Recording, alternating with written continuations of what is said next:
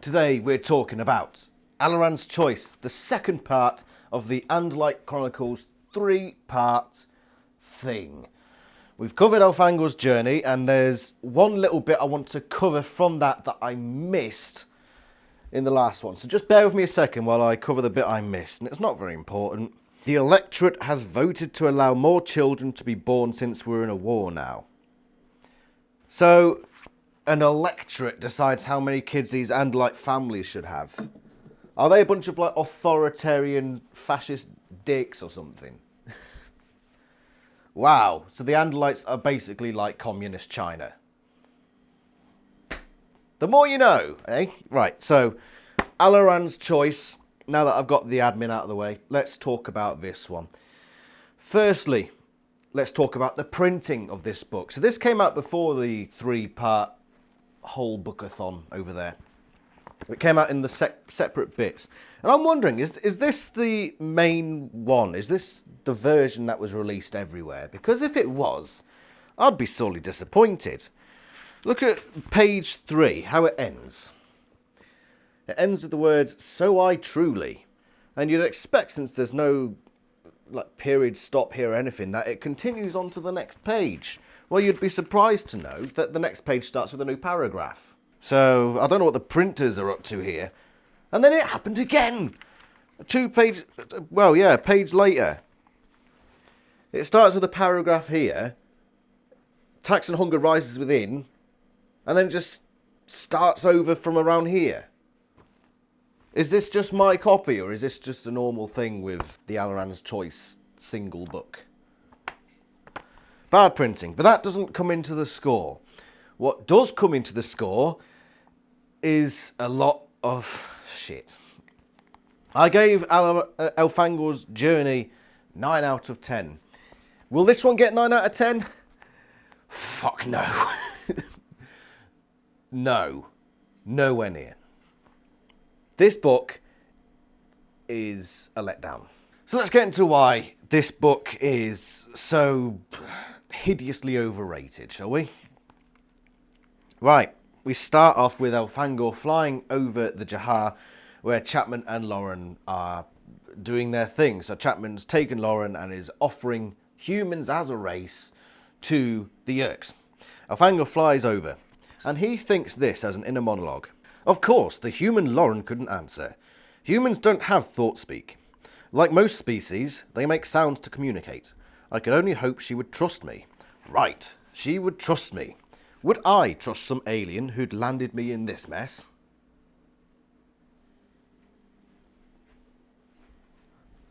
Elfangor, right? Listen to me. So you're gonna say, why should Alloran trust me? Why should she hold me in any high regard? Why should she give her faith to me? What the fuck have you been doing to Chapman for the entire last book?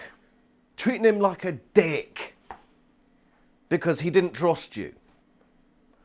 What the fuck? And I know that the only reason he's got this double standard is because he's like one of these furry sorts and he's got a hard-on for this human female. Funnily enough, she's got a hard-on for him as well, even though she's a woman. And do women get hard-ons? No, the double standard here he's showing between Chapman and Alloran is just fucking stupid. But he is a stupid kid. He is, so I hate when I have to make these excuses for these characters. Oh, they've done this bad thing, but I suppose, yada, yada, yada. I hate when I have to do it, but I have to. So Elfangor leaves, and he goes to where the scrutinizer ship is. And because the time matrix is in there, and he wants to get it away from the Yeerks. Fair enough. Turns out Arbron's there. So while Elfangor's demorphing, Arbron sees him. He's obviously gone there because he thinks, oh, I better get to where the time matrix is. Yeah. And it turns out Arbron is stuck in Taxon. Now this little plot thing going on here is played all throughout this book. Every other page it's like, I couldn't stop thinking of Arbron stuck in his taxon morph. It's like, fucking... Right. Arbron, we've known for about 100 pages. No, that's wrong. We haven't known him for 100 pages. He's just sort of been there. What's Arbron's character? Every time he's doing something, it's as a bounce off of Elfangor doing something or saying something. All we know about Arbron is that sometimes he makes jokes, he's good at shooting, and Elfangor finds him annoying. That's as much of Arbron as we can really establish. So when he becomes a taxon and he has this tearful moment of I'm a taxon forever, I didn't feel anything. Well, I felt like, oh, that's sad for him. But I didn't feel like any emotion there, really. I didn't know this character. Do you feel sad when somebody you don't really know somewhere else has died? Yeah, you might say, that's sad. But you don't fucking... Every other page, like, oh, Arbron. How could we? How could you? How could this thing happen? He's not a developed character at this point, and the amount that they're trying to play you for tears, the amount that they're trying to suck the tears out of your eye sockets for this character, is just ridiculous. Maybe you're different. Maybe you saw this character and you related to him somehow. For all you people who are good at shooting things out there, maybe you think, I relate to this character.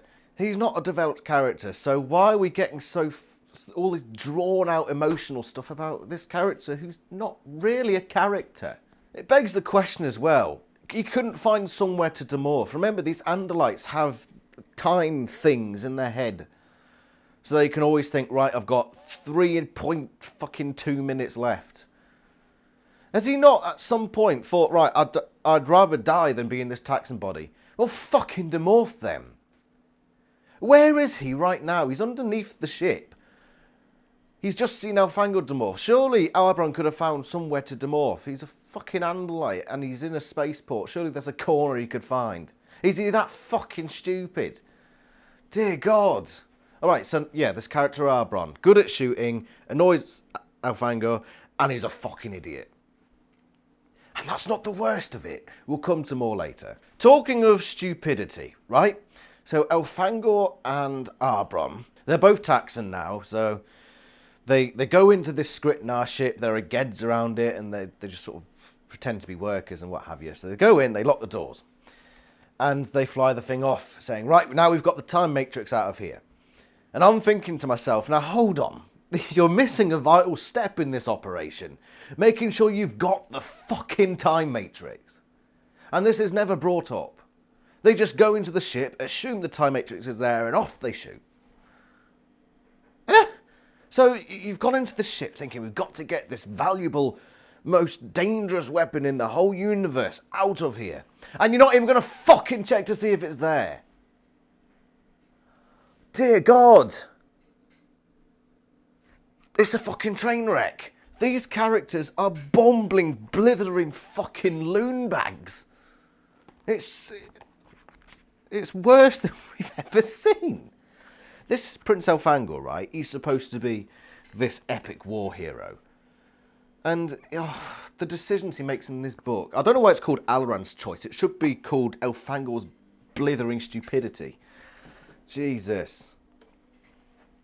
So they take this ship and they fly off. And there are bug fighters chasing. And of course you get the old cliched lines. But you get a lot of cliched lines in this book.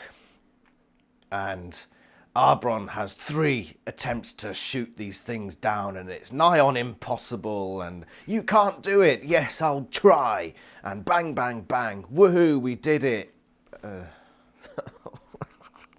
The ship crash lands. I forget why. Because they shot down the bug fight. The ship crash lands, basically. And... they're all flung from this ship. Well, I say all, it's Elfangor and Arbron. And this brings me back to book 11, where the Animorphs are in this bug fighter and they crash land in the Amazon, and all that happens is Cassie gets a little cut on her hand. Even though she's been whipped fucking 100 miles an hour through a field of trees. Just sort of, woof, oh, fucking, I've got to cut my hand. But this reminds me of that. because they're both flung free of the ship. And not only that, but there's a Mustang in there. Now, this ship crash lands, and everything's fine. Elfangor's a bit woozy. Arbron, who's in a taxon body, who we know from history of Animorphs that taxons pop at the slightest fucking breeze. And this Mustang... cars aren't very... Put it this way, the car out there that I've got, if you were to put it into a ship and crash land it, it wouldn't work. It just wouldn't. And yet we're supposed to believe that this thing wasn't even locked down. Elfangor just fucking got in it, removed the seat, and fucking drove off. There's no mention of, like, ropes or anything holding it down. He just drives it off. And we're supposed to believe that the ship crash lands and this Mustang is in prime fucking condition.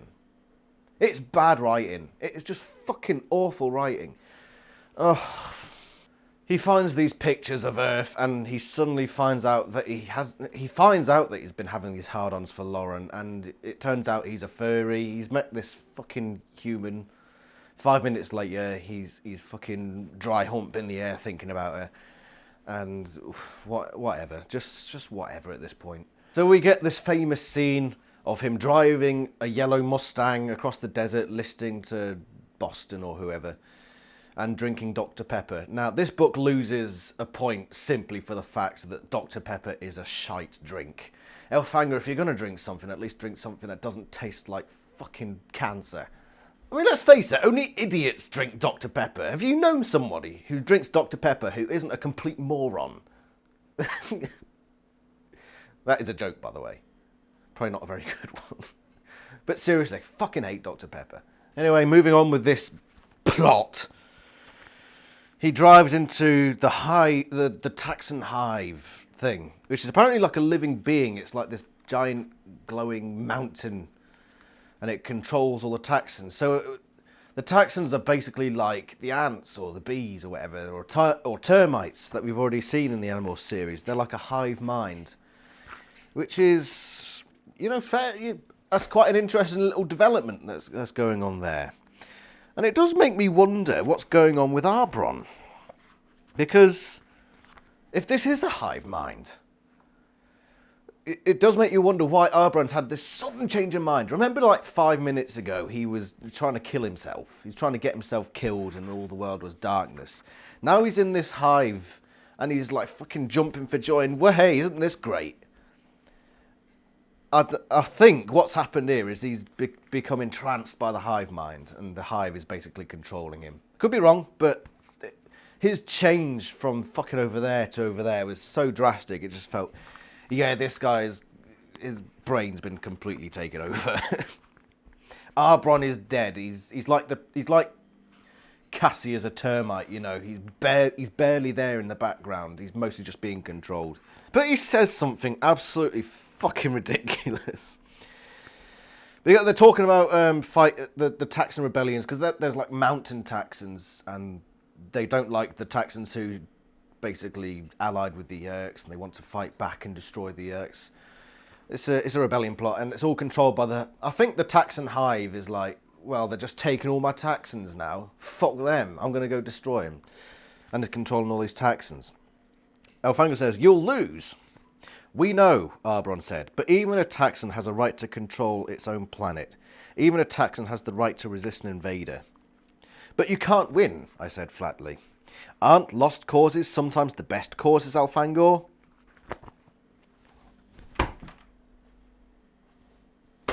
Aren't lost causes sometimes the best causes? No, because they're fucking lost! How can a lost... That makes no sense. I tried to think about it.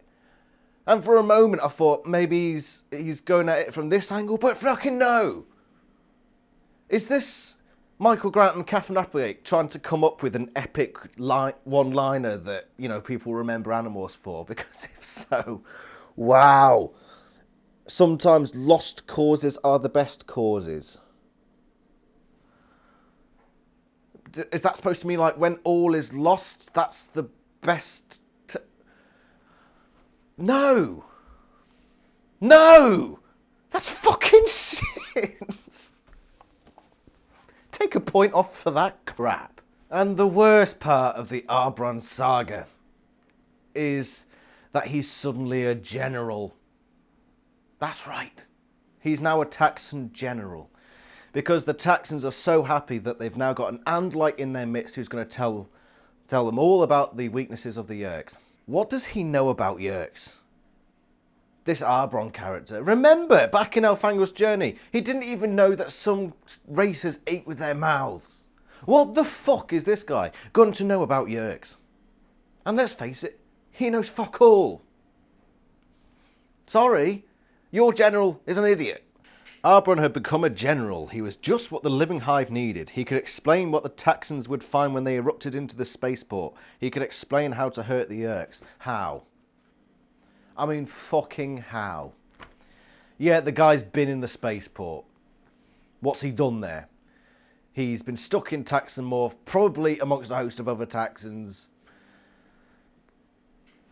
That's what makes you viable to be a general to the taxons. Just having fucking eyes. Oh my god. And the best part is that he's tasked to come up with a plan. What's the plan? No plan. Just fucking go up there. Just kill everything you see.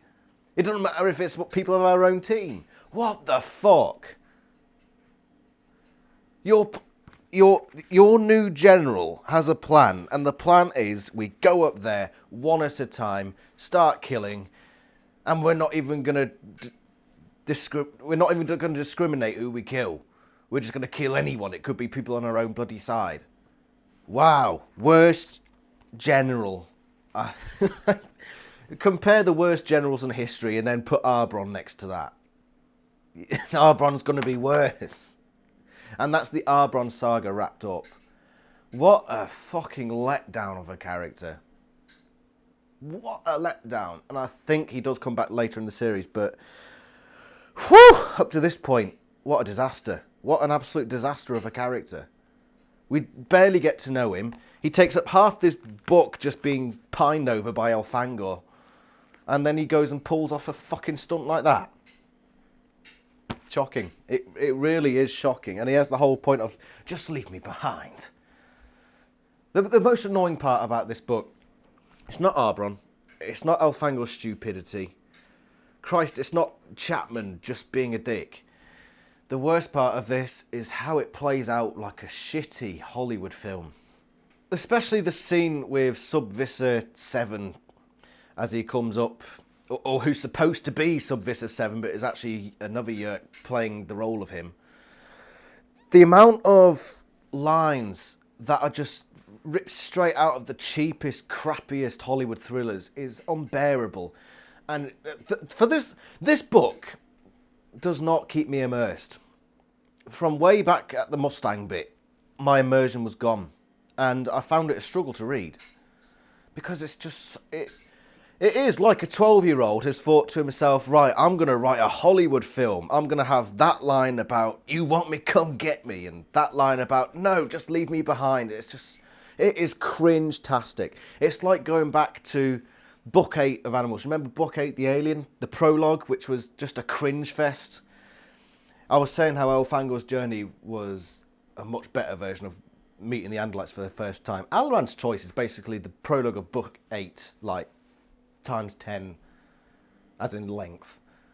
It's just cringe line after cringe Hollywood line. It's like the authors are trying to write a Michael Bay fucking Hollywood film, and it's disgusting. Why is this book held in such high regard by the community? I'll explain why later. I think why. But this book is cringe. Maybe An Alien Dies makes the saga worth it, but I tell you, this is disappointing. Right, so they're reunited with Alloran, who turned up in a Hulk Geomorph and helped them back onto the ship. They've taken Subvisor 7 hostage. So Alloran came up behind, did the hostage thing. At least who they think is Subvisor 7. And they go onto the ship and they have a bit of an argument. And Elfangor objects once again to Alloran deciding to kill everything. So they go up, and Subvisor 7, supposed to be Subvisor 7, is actually another Yerk who Subvisor 7 is happy to just sacrifice.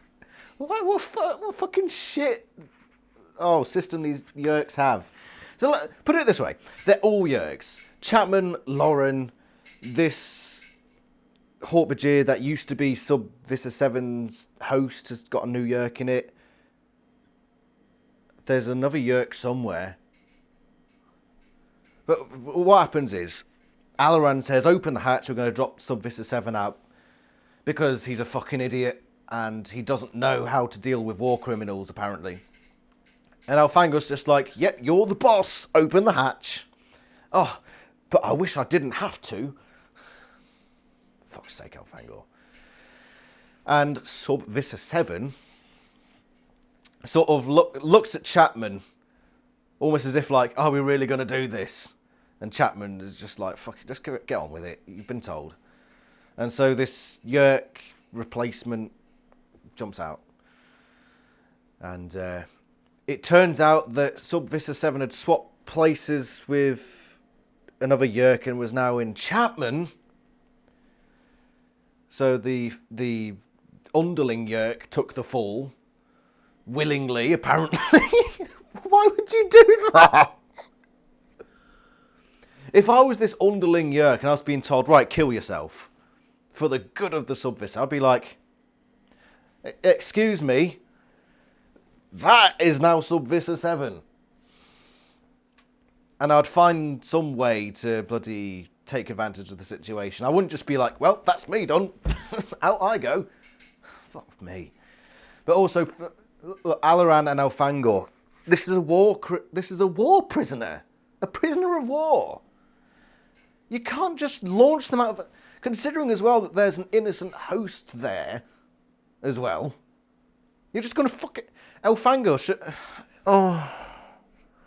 So Elfangor will resist killing Yerks, who we're pretty sure are mostly combatants. Even though they are defenseless at the time, they're combatants. He's willing to resist that. But you're going to throw an innocent host out of the hatch and he's just like, fucking, all right then. We'll get more into Elfangor's fucking double standards in a bit. It's fucking sickening. So this underling Yerk is killed instead of the Subvisor. And then trickery happens and Elfangor resists shooting down this scrutinizer ship. Was it No, it was a transporter ship with all the Yerks that we found in Book 1. Or Elfangor's Journey. And Alloran says, the most important thing in war is to destroy your enemies, Arith Elfangor. Who fucking taught this guy? Who fucking taught this guy? No! The point of war is not to destroy your enemies. The point of war is to force the other side to surrender. Have you heard of the Anglo-Swedish War of 1810 through 1812? 2 years war. How many people died? Big fat zero. Nobody had to die, and the war ended.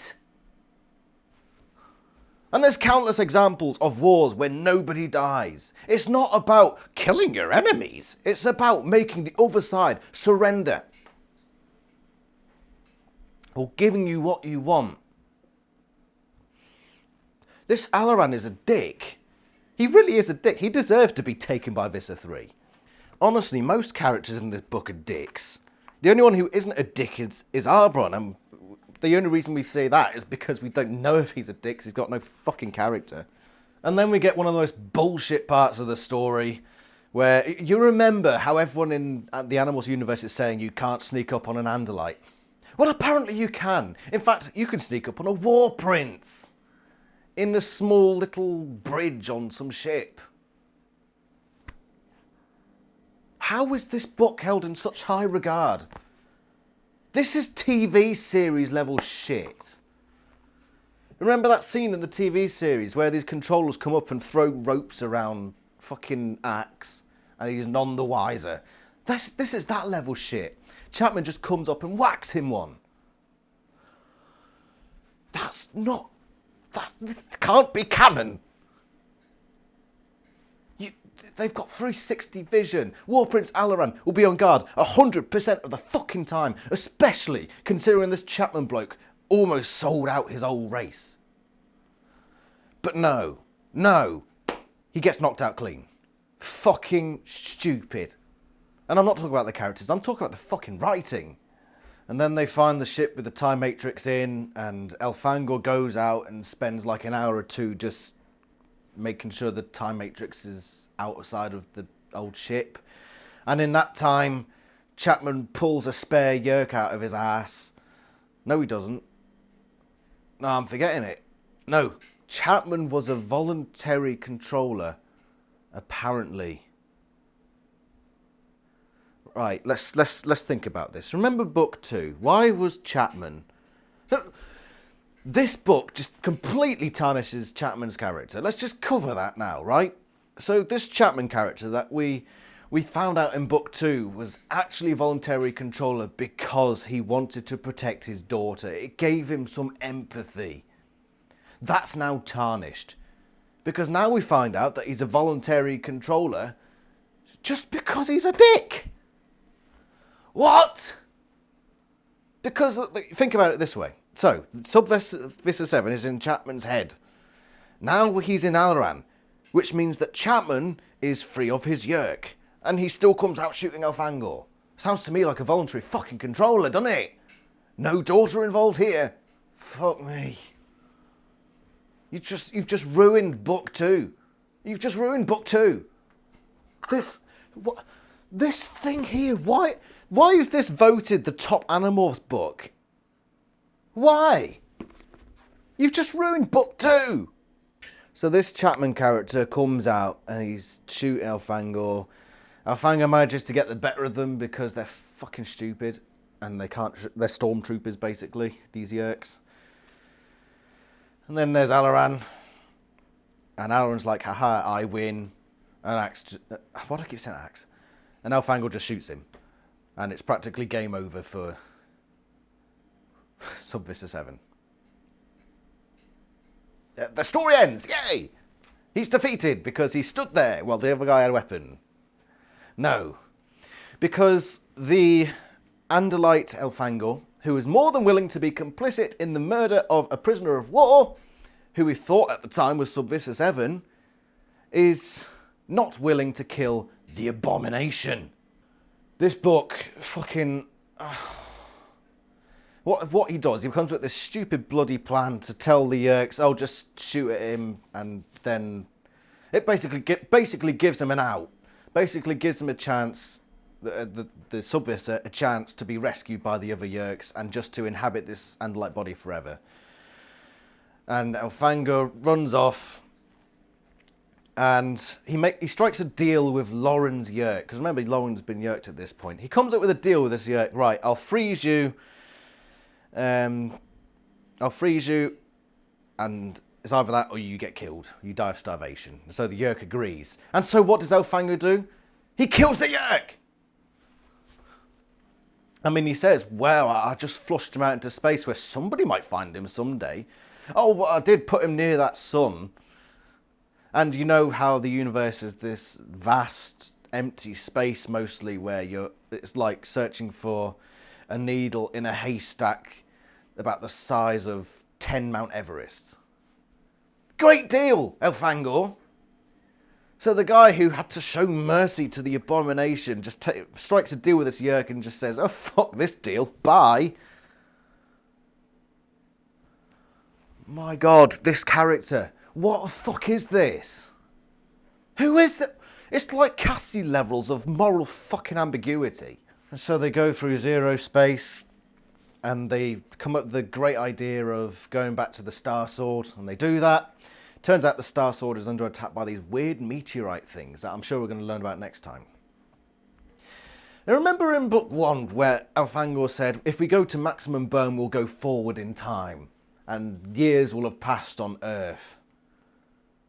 Why then does he go? He gets told, right, we're under attack. Right, maximum burn. What? So you're going to go forward in time when you're sure that your Star Sword is under attack? Doesn't that mean that you won't get there in time? I don't understand this. It's just badly written. And that's practically the end of the book. Well, now Visser 32 turns up in his blade ship, goes alongside, doesn't take the necessary precautions, and they get swallowed by an asteroid, and that's it. That's the end. Right. This shit. What the fuck? I will pick it up, actually. What? I mean, let's put it this way. When I first finished reading this book, I thought to myself, it's not as good as Elfanger's Journey. It'll probably be an 8 out of 10. And then I realised something last night. Why am I automatically going with an 8? Why? What has justified the score of 8 out of 10? And I couldn't think of anything. Apart from one thing. It's the Andalite Chronicles. Why do we hold this book in such high esteem? Because it's the Andalite Chronicles. Yeah, sure, the first part is pretty good. It's a 9 out of 10, in my opinion. I don't know, maybe if I read it again, it would probably go down a bit, considering what was to follow, but that part 2, Alloran's Choice, was a fucking travesty. It's the worst we've read so far. I mean, you get the grand space adventure stuff, like all these aliens and spaceships and explosions and Mustangs driving over deserts, but that's Michael Bay sort of shit. All the spectacular visuals and explosions and CGI and shit. But there's no fucking guts to this thing. We spend half the time pining over this Arbron character we never fucking knew in the first place. Elfangor fucking flips a switch quicker than Cassie on a regular day. And it's just stupidity abound. On all sides. On all fronts. What positives can you take from this book other than, oh, fucking there's a Mustang scene? And I thought to myself, I've given it an 8 out of 10 simply because it's a part of the Andalite Chronicles. And that's not right, is it? I can't just say, right, it's a great book because it's part of the Andalite... It's a great book because it's a great book. No, that's not how it works. That's not how it works. And I'm really hoping that An Alien Dies Part 3 brings back something to the Andalite Chronicles, because after a good start, it's just gone fucking down. Alloran's Choice is a travesty, a disgrace of an Animorphs book. It really is. It just sucks all the life out of what Animorphs is meant to be. It becomes a cheap Hollywood thriller. I'm on... I don't know what to say. Just bad writing. It breaks Animorphs lore, sneaking up on fucking War Prince Alloran in his ship.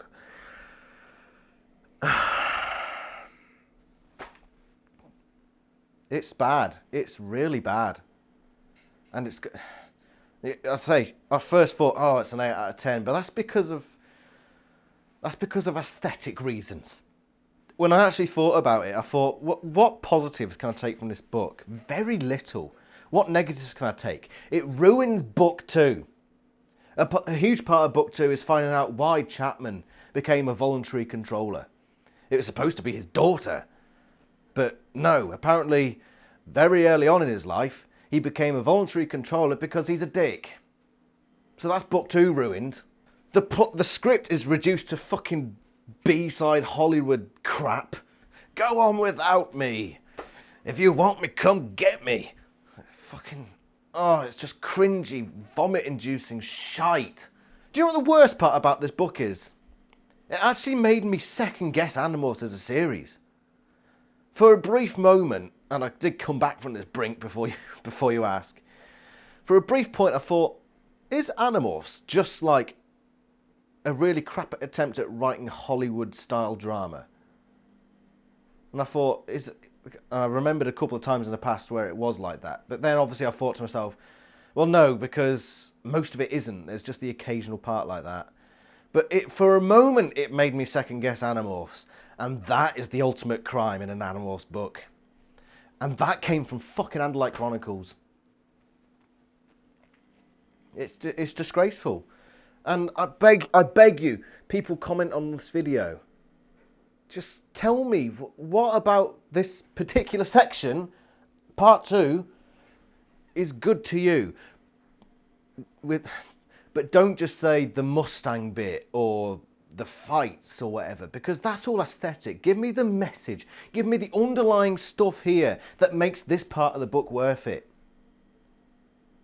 Tell me why the parts where book 2 is just fucking tarnished, or where the Andalite 360 vision is just completely thrown aside. Tell me why that makes for a good book. Tell me why that isn't just a complete ruiner for the Andalite Chronicles. Tell me why. Because I am left in a pit of despair after reading this. And I'm going to have to give it a rating now. The lowest book I've rated so far was joint 6 out of 10 for The Stranger and Megamorphs. And I don't know what to give this. I don't know. I mean, it doesn't completely crap over everything in Animorphs. It's still got some pretty exciting space stuff, even though it feels like Hollywoody and it's not very immersed. I can't get immersed in it. So even that's ruined. I'm going to have to give it... It's either a 2 or a 3. I've got to give it a 2. I've got to give it a 2 out of 10. And I never thought part of the Andalite Chronicles would be that fucking low, but here we are.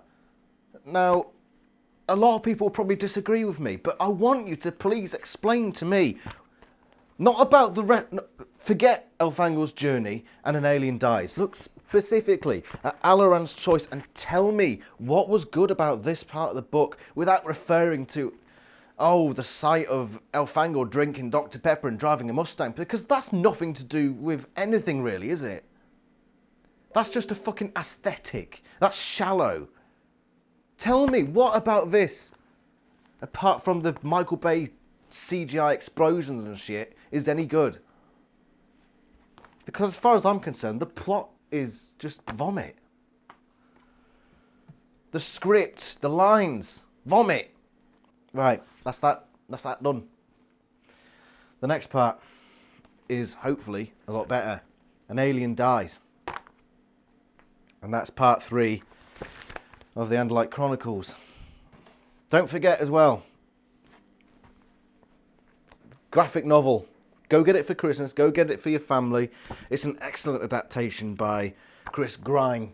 Really nice, really colourful, and it brings the story, The Invasion, to life. Remember also to check out the Discord. We've got the Christmas quiz coming on the 19th of December.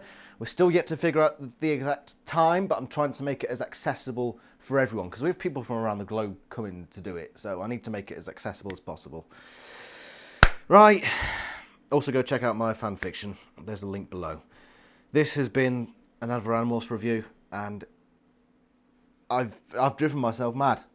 And you're probably sitting there disagreeing with me, because I know the fan community loves the Andalite Chronicles. But please, just explain to me. Maybe you'll change my mind. I doubt it, because I've just finished reading this book. I've just finished it, and I've been thinking about it since. And it gets worse and worse. If you look... I'm done. Thank you very much for watching. This has been the Animorphs YouTube channel. Let's hope for better next time. Ta-ra!